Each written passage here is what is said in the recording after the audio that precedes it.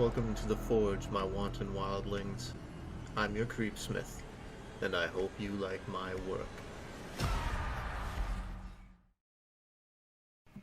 Welcome back, wildlings, and thanks for the visit. Characters in Legendary can have humble beginnings, even the villains.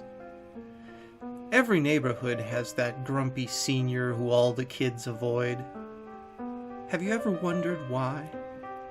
From Max Lobdell's Unsettling Stories, this is Stop Being Such Babies. There's nothing scary about the woods. Sorry, guys. Or should I say, sorry, kids. Look, I get it. You all saw the Blair Witch Project or read some shitty creepypasta BS online, and suddenly some of the most beautiful places in the world are havens for demons or zombies or whatever garbage is lining the pockets of writers these days.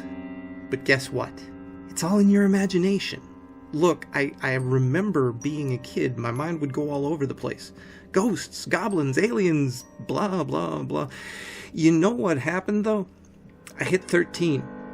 Started living in the real world. Look, here's why I'm so irritated about all this, "Ooh, I'm too scared to go in the woods now" bullshit. I live near a state park. There are quite a few local businesses that used to thrive because of the high number of hikers, picnickers, and day trippers during the spring, summer, and fall. But over the last couple of years, perfectly coinciding with these idiot kids one-upping each other on how scared they are and how much they can cry about it, these businesses have lost a ton of money. Yeah, I own one of them, an ice cream stand. I could see the trend starting too. Pasty white, black-clad preteens on vacation with their parents would whine about being too frightened to go on a mile-long hike along a pristine trail just because there were spooky trees around. All this while shoveling ice cream into their soft little fat faces. I thought back to what my dad would have done if I'd complained about being too much of a baby to walk around for an afternoon. Yeah, the only ice cream I'd have gotten would have been to put on my black eye. So, I've lost money because of this shit. My buddies have lost money too. Spouses divorced each other. Kids end up not going to the colleges they wanted to. And the local economy, aside from the revenue the skiers give in the winter, it all went to hell.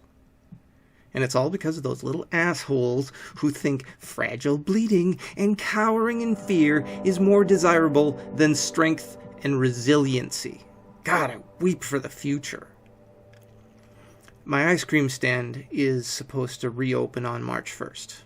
Already, though, I can tell it's going to be a brutal season. The pervasiveness of those online stories about creepy things in the woods and, "Oh my god, I can't believe what I found in this diary while I was hiking!"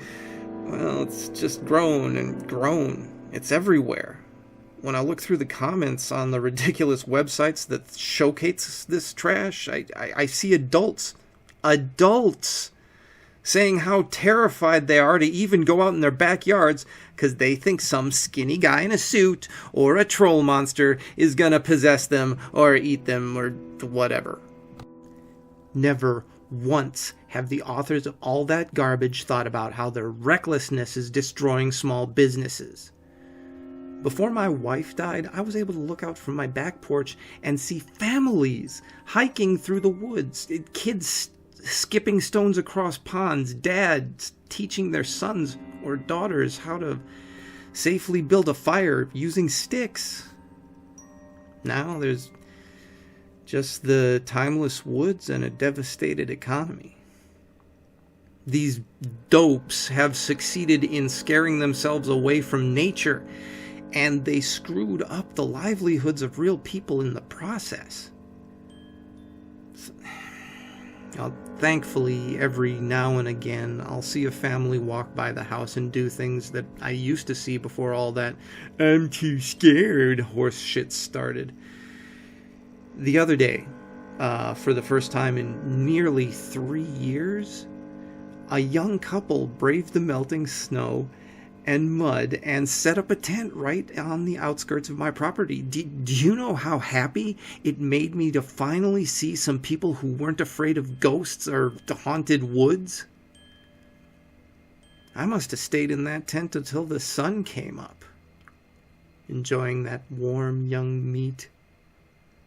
The woman I killed pretty much instantly, but her husband or boyfriend or whatever, he stayed alive for a few hours. The only benefit of such a low population of hikers nowadays is that not a single person heard him screaming as he watched me eat the most tender morsels of his partner before I unleashed my appetite on him. Another bonus, they were in a tent. I just had to wrap it around him and drag him back to the house. No mess, no fuss, no muss. Well, after all my complaining, I do have to admit, finding two people who were brave enough to go out into the woods, that helped me feel better. It showed me that they didn't follow trends. They did their own thing, just like the old days. It doesn't entirely make up for the lost wages or the harm to our local economy, but still, it's something. That knowledge, plus a freezer full of meat that'll last me through the spring, that helps to warm my cynical heart. Well, I hope you liked the story. Me? I gotta go smoke some ribs. It's almost tourist season. Stay scary, wildlings, and make the most of your nights.